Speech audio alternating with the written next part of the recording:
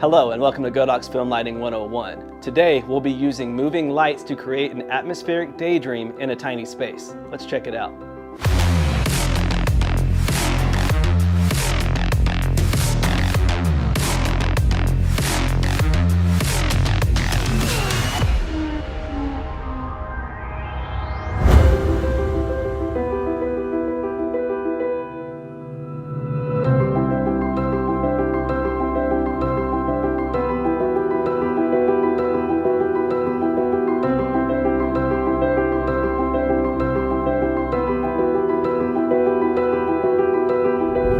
Go ahead and jam out even more. Kind of shake your head left to right. Yeah, perfect. That's perfect.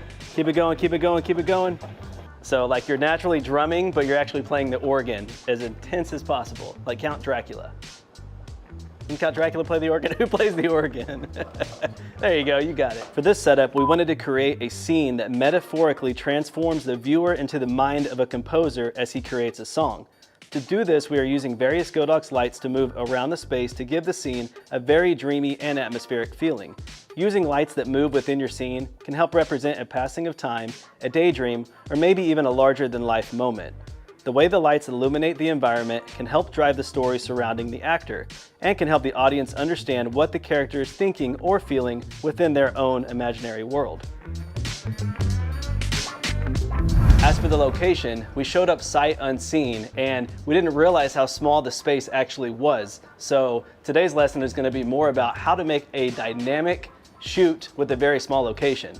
So always make sure that your talent is in good shape so we can help you move your furniture to really make the scene come to life. So we have Cody here. He's going to help us move this super heavy piano, and we'll see how it goes. So the reason we're moving this is really to give ourselves a little bit more depth, so that we have more depth of field in our shot, and just to make the overall environment seem a lot bigger. So our set was a little bland when we first got started. What we're gonna do now is we're gonna bring in our own props. I just went to a local department store and bought some little knickknacks that seem to work just fine. We can just stage this however we need to, but I always find that reflective, like chrome, like this mug right here, or even this turquoise bottle, stuff like that will really help with distortion in your lenses and really help add some color to your overall image. I just like how it kind of looks once it's all thrown together. And so we'll set these in the area and we'll play and just see what we get. Okay, so decisions. I guess that could live there. And this clock could live there. I don't know what to do with this, but what's kind of funny is randomly got this and then the couch happened to be turquoise. So it's always nice when things work out. For this scene, we're shooting on a red Komodo with a Vazen 28mm anamorphic lens.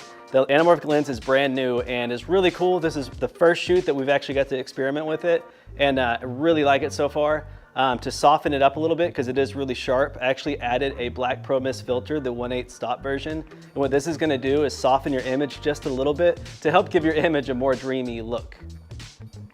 So on past episodes, whenever I'm using anamorphic, I'm actually using a magnifying glass to get close-ups because of the close focus distance. But now with this lens, you can use a diopter that can just screw onto the front.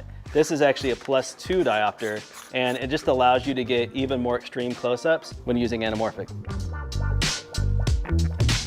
As far as our key light goes, we wanted to add a little bit of extra exposure throughout the overall environment of our scene. So we used a Godox UL 150, we raised it way up high on a C-stand and used the QRP 120 softbox, and we put the grid and a cloth on there, and that diffuses the light evenly across our subject. It really helps bring out a skin tone without casting hard light all across our subject and the rest of the environment. One of the challenges whenever we booked the location is we thought we actually had windows in our scene, and turns out there's actually a flat wall and no window for our scene. So what we did is we made an adjustment, and so a lot of times you're gonna have to make adjustments on the fly on set, especially whenever you've never seen the location before. So we needed to create our own fake window, and so what we did was we added a Godox LD150R panel light. And this is full RGB light. It's got millions of color possibilities. I can control it with the Godox Light app, and we wanted to make it look like a window. So we grabbed this room divider and we set it up to make it seem as if it was a source that light would actually shine through. And this actually has a nice little frosted panel that kind of helps just make it look even more believable within our scene. And so we went with that, and there's our fake window.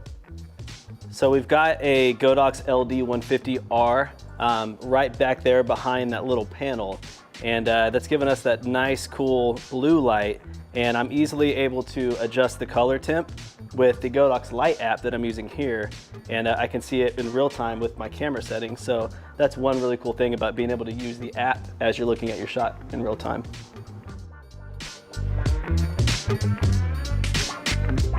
The idea here is to build off these practicals. So these practicals give off this warm yellow tone. And what we're gonna do is we're gonna use mirrors to reflect spotlights onto our scene.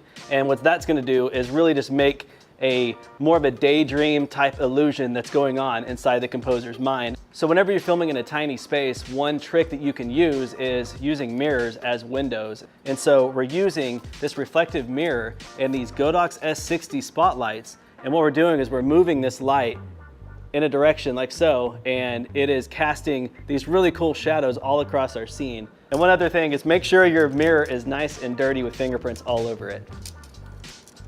Yeah, that's pretty dirty. Right here we have two Godox S60 spotlights, and what these are doing is they're hitting off this mirror, and that's projecting all those moving images and shadows across the background of our overall scene. And on this specific light right here, it has the 85mm lens projection attachment, and it has a gobo of a window inserted in there and a CTO gel on the front just to warm up the overall image.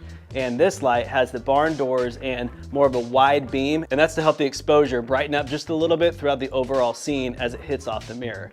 So it's important to have two different types of projections hitting your mirror, because that way there's a difference between each light, and so you're not casting the same duplicate image across your background.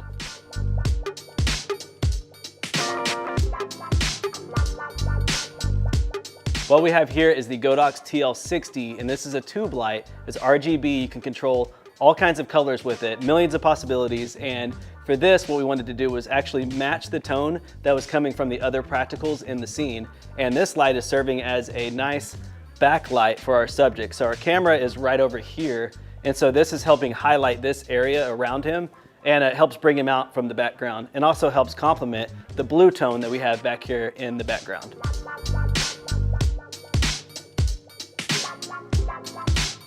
To go along with the theme of moving lights all throughout the background, we wanted to add another light to the other side across from the mirror. So we have a Godox ML60. This is a battery-powered handheld light if you want to hold it handheld, which is really cool. It's super bright. So what we're going to do with this one is we're able to move it up and down, and what we have here are these trees and these artificial plants placed all on this stand. And this is helping cascade different kinds of shadows all across our environment and our subject, just to kind of complement the other spotlight stuff that's happening with the mirror on the other side.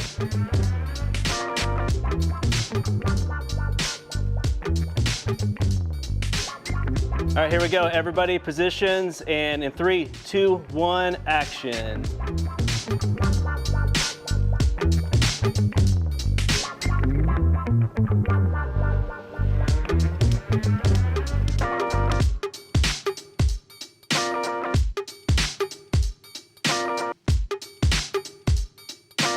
Hopefully this example of using moving lights in a tiny space can help enhance your scenes for any of your future projects.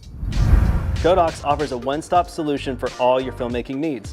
From lights, to monitors, to audio, to stands, to grip and staging essentials. They've definitely thought of everything. Also, be sure to like and subscribe for more tutorials. Thank you so much for hanging out and experimenting with us on this episode of Godox Film Lighting 101. We'll see you next time. Until then, happy filmmaking.